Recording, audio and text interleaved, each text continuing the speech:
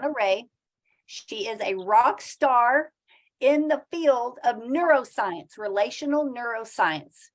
Okay, so everybody, if you can, make a note. I want you to look that up. What is relational neuroscience? That's Leanna's specialty, and she's really good about helping us understand what's going on in our mind and how sometimes, Leanna, our mind may not be giving us accurate information. And when you explain what's going on, because sometimes we feel really down about ourselves and we think that that something's wrong with us, but it's probably not something wrong. It's just something missing, just information we don't have. So can you speak into that just real briefly? Yeah, well, that's beautiful. And briefly, you know, when we're looking at something and 80% of information that we process does not come actually from our thoughts. The inception, the beginnings of that actually happens in our nervous system and our body. And so often, if we are stuck on something and we think something's wrong, I think what our nervous system is trying to do is it's trying to open up a conversation with us. It's trying to, I'm sorry about the wind. And so with that, I always say, we want to explore those feelings and those emotions because they're a vast world of information. It's just that we need to learn how to access those emotions in a healthy way, and then be open to what the bigger picture and the bigger story is trying to say. And so through relational neuroscience and through the narrative work that I do, you're able to see the collide that whatever moment we're struggling with, that it has a lot of wisdom inherent in that struggle. So that's a nutshell. Oh, that's so good. So good. All right. Behind her is Michael Richardson, and he is a world-renowned horsemanship clinician. He had a show on RFD TV called Gift of the Horse. I am learning so much from both of my friends, Leanna and Michael, this past year that we got connected, and it's fascinating, guys. So, Michael, let's start with horsemanship. I see that Dover is kind of pushy. And so let's give these girls today he is excited to see Leanna, and then he saw you, and he's checking everything out. Here we go.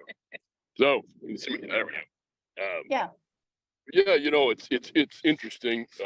I'd like to go back real quick if I could and echo some of the same sentiments that Leanna did in regard to the young lady that said you turn can't into can, and that is so profound and so true, because me, you know, I've been in a wheelchair for 37 years, and it is definitely there are moments that there's some can'ts in there, and you need to be able to take those can'ts and turn them into can. And how we do that is our Lord and Savior, through a lot of prayer and faith and friends. Sure, can't overlook the horses, because God put something in these beautiful animals that puts up with all us, and so they're really the ultimate teacher in so many ways. So I encourage all of you to reach for the stars and keep dreaming and make a difference every day. So, Michael, help us. Gotcha. Sometimes when we're new to horses and they're kind of pushing us around, it's hard to know, when do we step up and say no? Like, how do you get that courage to speak up for yourself with a horse? Because I think that can help us communicate with people too. Oh, there's you know, I think you know, horses are very curious creatures. And if you give them just a little room, wiggle room, if you will, they'll take advantage of it. And then, fortunately, that they start to go to that spot, and then they start pushing on you.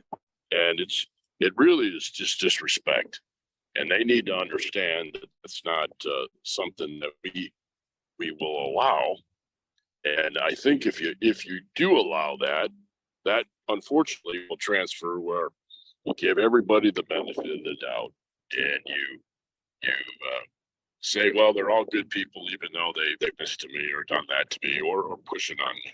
And I think it's very important that we understand what we want to accomplish in a relation, and then how do we develop it based on respect. And Mhm. so I think, like with Dover, if he can take a step, he'll take 2 steps.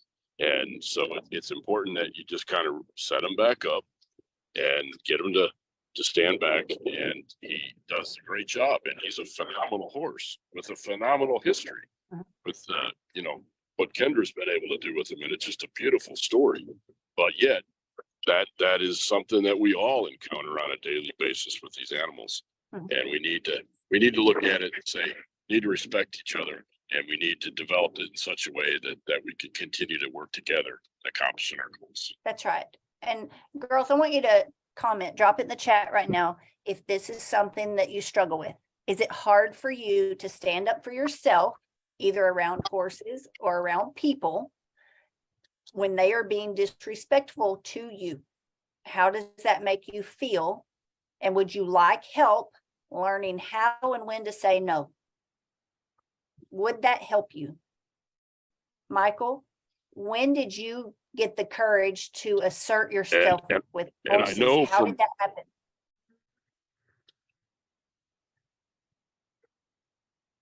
What helped you get confident with horses, knowing that I think we're afraid they're not going to like us? Well,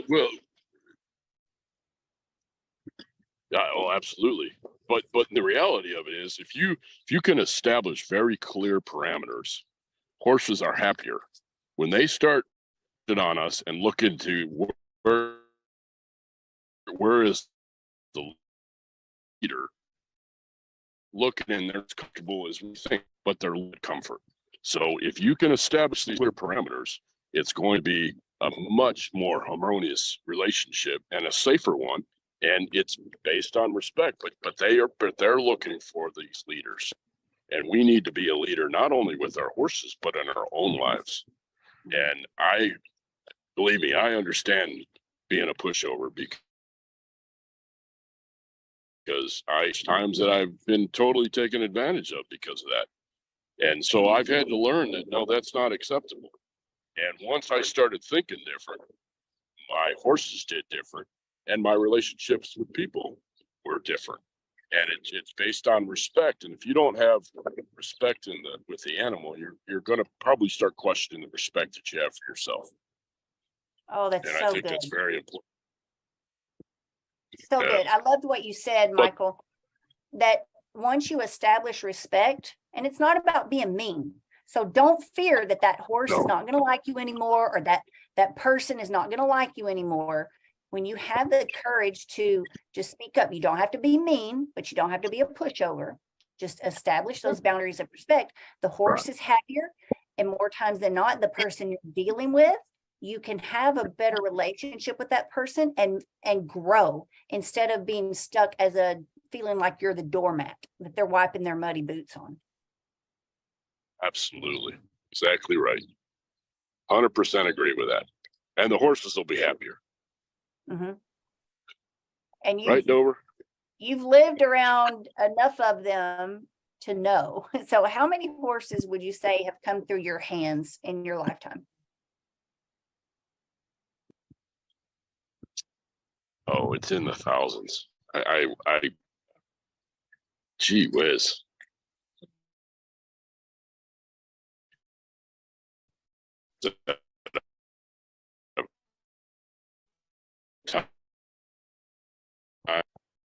We were talking about behavioral science and really figuring out how you can work with these horses, particularly on the round pen at Liberty. And he challenged me. He said, work 250 horses and ask yourself after that if this is something that is possible and obtainable. Well, I worked 250 horses and I called them up, and it was just like I talked to him, but from the first horse to the 250th horse. And he said, so what do you think? I said, I think I can do it. So if you just look at that, there's probably been hundreds and hundreds of those 250 horses that we've worked in our life, and learned from every single one of them how to be a better communicator, better in the respect of what can they teach me about not only our relationship with each other, but and for sure our relationship with God. So good. So how many of you want Michael to be your coach? Me too. Leanna and Michael are coaching me too. And it's so much fun to keep learning. So good. Well, I'm so glad you guys could join us.